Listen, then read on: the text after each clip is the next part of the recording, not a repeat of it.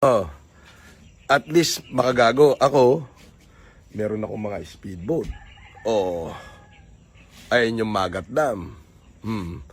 Ayun si Casper at saka si Aba. Oh, ikaw, ano meron ka? Meron kang peking abogado, peking law firm na in-endorse. Allegedly, para pagkapirahan ang mga OFW na magpapaanal. 250,000. Allegedly. Welcome sa unang episode ng Ayon sa Batas for the year 2026 at belated Happy New Year sa inyong lahat.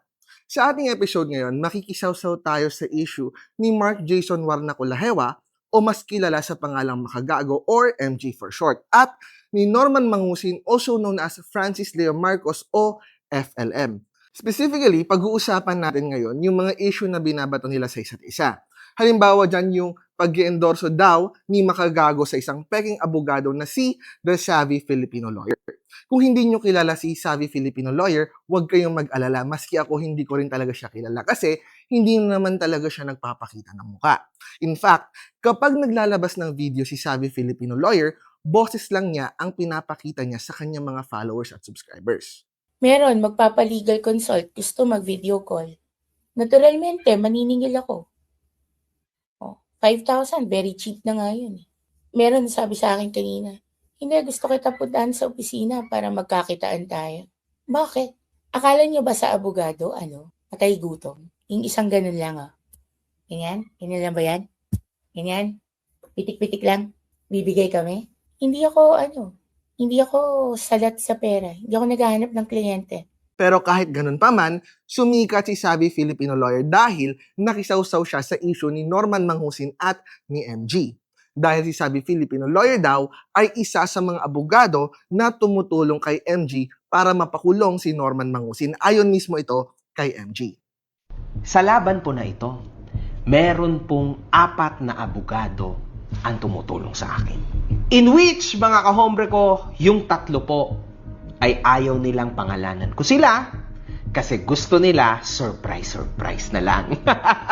Huwag niyong kakalimutan, mga kahombre ko, na marami rin po akong final sa tao na ito.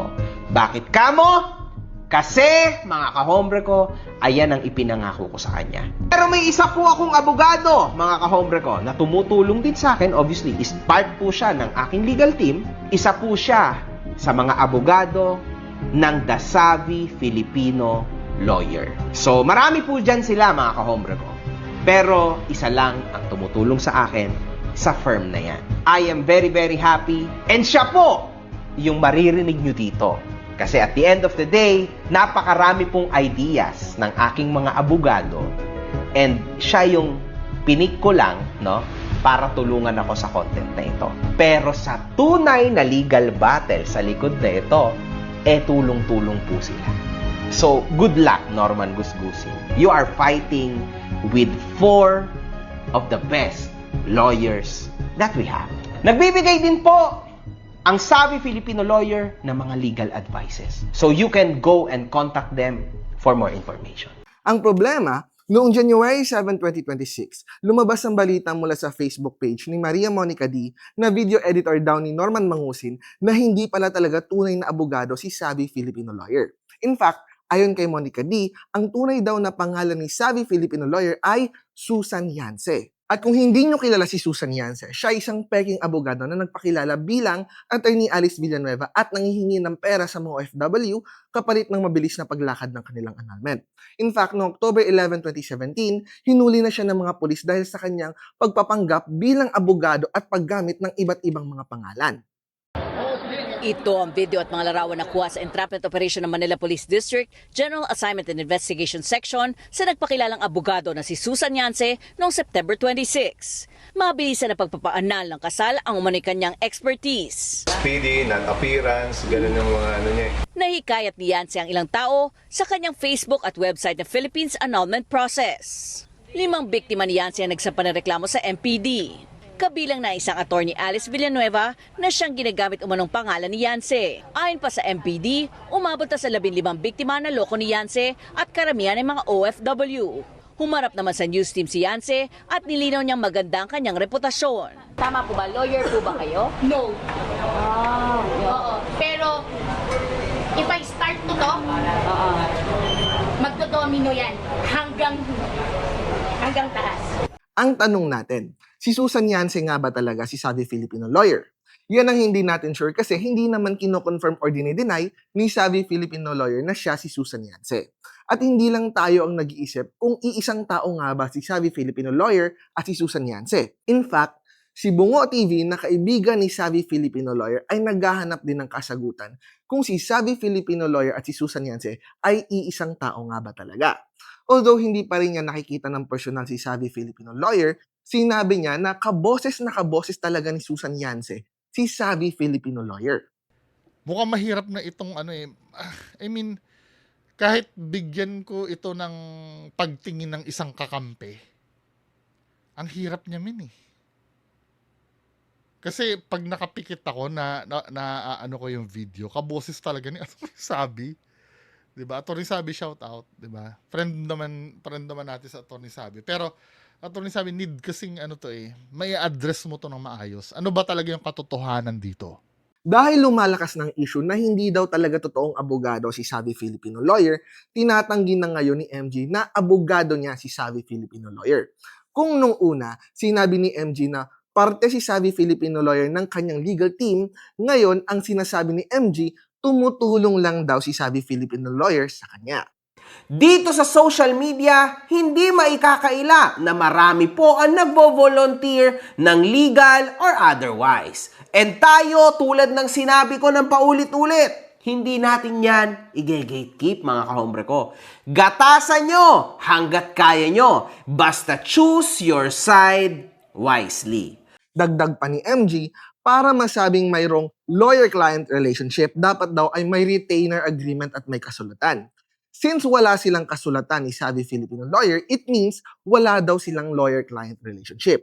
Bukod pa doon, wala rin daw ebidensya si Norman Mangusin na may retainer agreement o kasulatan si MG at si savvy Filipino lawyer. Tandaan mo to, Norman Gusgusin. Baka wala ka na namang idea. Ang tunay na abogado na pwede mong sabihing abogado mo ay abogadong may retainer ka. Abogadong merong kang contract. Wala kang patunay na abogado ko yung sinasabi mo na peking abogado. Kaya, ayon kay MG, ang paratang ni Mangusin na abogado ni MG si savvy Filipino lawyer ay grounds daw for libel. Kaya yung bago mong inilagay ngayon na abogadong peke ni MG, which yon ang itinitulo mo sa latest video mo, delikado ka dyan kasi fake accusation na naman, pasok na pasok sa cyber libel. Patay ka na naman yan kasi wala ka namang patunay na meron akong kasulatan, may kontrata ako at naka-retainer ako sa nasabi mong abogado. So ang issue natin ngayon ay kung meron nga bang lawyer-client relationship si MG at si savvy Filipino lawyer. At kung pwede bang makasuhan si Norman Mangusin ng libel sa kanyang mga paratang na abogado ni MG si savvy Filipino lawyer na di umano peking abogado. Sa issue ng lawyer-client relationship, hindi kailangan ng kasulatan o retainer agreement between the lawyer and the client para masabi na may lawyer-client relationship.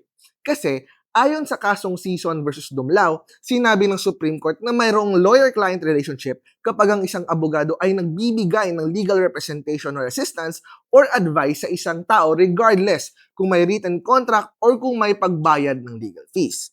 Kaya, mali ang sinasabi ni MG na kailangan muna ng kasulatan or retainer agreement bago magkaroon ng lawyer-client relationship ang isang abogado with another person. Sa kaso ni MG, inamin niya na tumutulong si savvy Filipino lawyer sa kanya bilang parte ng kanyang legal team. By that fact alone, pwede na nating masabi na mayroong lawyer-client relationship between MG at savvy Filipino lawyer. Kaya, hindi pwedeng itanggi ni MG na abogado niya nga si savvy Filipino lawyer. Yan ay kung abogado nga talaga si savvy Filipino lawyer. Kasi sa isa sa mga live stream ni savvy Filipino lawyer, siya daw ay disbarred na abogado. Pag-usapan lang natin to. Bakit kailangan, alam ko ikaw din ang naglabas ng disbarred ako. Because I told you that.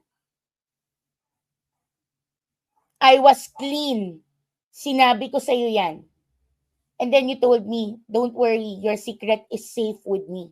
At common sense naman na kapag ang abogado kasi ay disbarred, it means na hindi siya pwedeng mag-practice ng law. At ang practice of law ay hindi limited sa pagdonotaryo o pag-appear sa korte or sa pag-advise sa mga clients.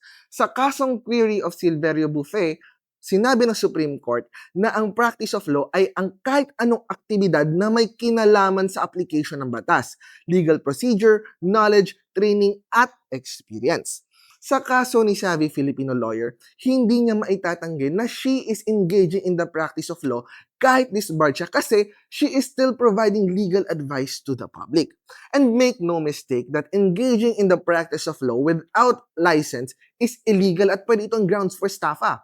Bukod pa doon, kung totoo ngang disbarred lawyer si Savvy Filipino Lawyer, baka hindi na siya pabalikin ng Supreme Court sa role of attorneys kasi nga, nagpa-practice pa rin siya kahit wala na siyang karapatan. So, ang next issue natin ay kung pwedeng makulong si Norman Mangusin dahil sa cyber libel, dahil sa pagsabi niya na abogado ni MG si Savvy Filipino Lawyer. Bago natin sagutin yan, dapat nating malaman na si MG ay isang public figure. Magkaiba kasi ang treatment sa public figure at sa private individual pagdating sa libel cases. Ayon sa kasong Gingging versus CA, sinabi ng Supreme Court na ang isang tao ay public figure kapag ang kanyang mga nagawa, katanyagan o paraan ng pamumuhay o sa pamamagitan ng kanyang profesyon ay nagbibigay sa public ng lehitimong interes sa kanyang mga gawain at kanyang pagkatao. Sa madaling salita, siya ay isang celebrity. Importanteng ma-identify natin kung ang isang tao ay public figure dahil ayon sa Supreme Court sa kasong Tulfo versus People, ang right of privacy ng isang public figure ay mas maliit kesa sa isang ordinaryong citizen. Kaya sa kasong Borjal versus CA, sinabi ng Korte Suprema na bago maging liable ang isang mapanirang paratang laban sa isang public official, dapat ito ay maling aligasyon o komento batay sa maling palagay. Ibig sabihin, kapag ang mapanirang paratang ay patungkol sa isang public figure, hindi pwedeng managot ng libel ang naninira as long as ang kanyang opinion ay base sa katotohanan, regardless kung tama o mali ang kanyang opinion. Pero sa isang ordinaryong pribadong tao, truth is not a defense pagdating sa libel. In fact, sa kasong Alonzo versus Court of Appeals, sinabi ng Supreme Court na lahat ng paninira ay presumed malicious at ang katotohanan ay hindi depensa sa libel unless made with good motives. Sa madaling salita, kapag ang mapanirang paratang ay patungkol sa isang pribadong individual, pwedeng managot ng libel ang nagsasalita regardless kung tama o mali ang kanyang sinasabi as long as ang sinasabi niya ay nakakasira sa isang pribadong tao. Except na lang kung mayroong mabuting dahilan kung bakit niya sinabi ang mapanirang paratang. Yan ang pagkakaiba ng libels pagdating sa private individual at sa isang public figure. Sa kaso ni Norman Mangusin, ang kanyang sinabi na abogado ni MG si Savvy Filipino Lawyer ay may basehan. At yan nga yung video ni MG kung saan sinabi niya na part ng kanyang legal team si Savvy Filipino Lawyer. Since public figure si MG, hindi pwedeng managot si Norman Mangusin ng libel regardless kung tama o mali ang kanyang sinabi dahil may basehan naman si Norman Mangusin para sabihin na abogado ni MG si Savvy Filipino Lawyer.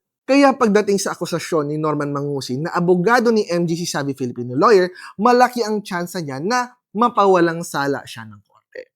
And just to remind you, ang topic natin ay tungkol lang sa aligasyon ni Norman Mangusin na abogado ni MG si Savvy Filipino Lawyer. Hindi kasama dito yung aligasyon ni Mangusin na nakinabang si MG sa di umano'y panloloko na ginawa ni Susan Yance sa mga OFW. So, magkakaroon yun ng ibang topic at magkakaroon din yun ng ibang treatment pagdating sa libel. Yan ang ating show for today. Kung nagustuhan niyo ang video nito, please like, share, and subscribe. And see you next time and session adjourned.